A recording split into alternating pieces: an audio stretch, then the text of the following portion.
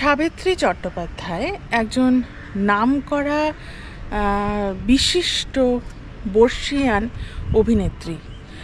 তার সাথে দেখছি বিভিন্ন রকম ছবি, তাকে বিভিন্ন বাজে বাজে কথাবার্তা, মানে সেই কথাবার্তাগুলোর কোনো মাথা মুন্ডু কিছু নেই। সেই ধরনের কথাবার্তা এরকম একজন অভিনেত্রীর ব্যাপারে বলাটা আমার মনে হয় খুব খারাপ। কিন্তু ব্যাপারটা কি হচ্ছে জানেন, ব্যাপারটা হচ্ছে আমিও যে সম্মানটা আমাকে যে করবে মানুষ, সেই সম্মানটা আমাকে বজায় রাখতে হবে।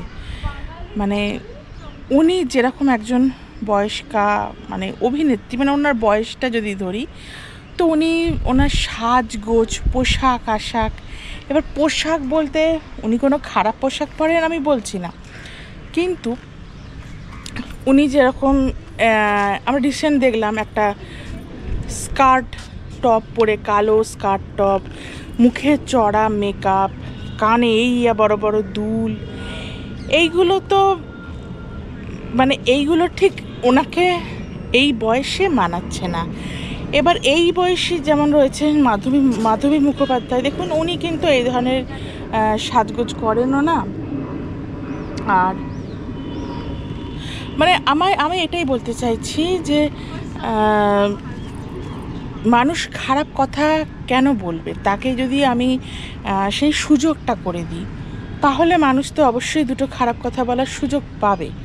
তো সেটা যদি আমরা বন্ধ করে দিই, উনি যদি একটু ওনার এখন যথেষ্ট বয়স হয়ে গেছেন, প্রায় 90-এর কাছাকাছি বয়স, ভুল হতে পারি আমি, তো সেই বয়স অনুযায়ী উনি যদি একটু ওনার রুচিটাকে, ওনার পোশাক আশাক, ওনার সাজগোজগুলোকে যদি একটু বুঝে করেন, তাহলে আমার মনে হয় যারা নিন্দুকেরা তারাও ওনার মতো মানুষকে কিছু বলার আগে ভেবে কথা বলবে।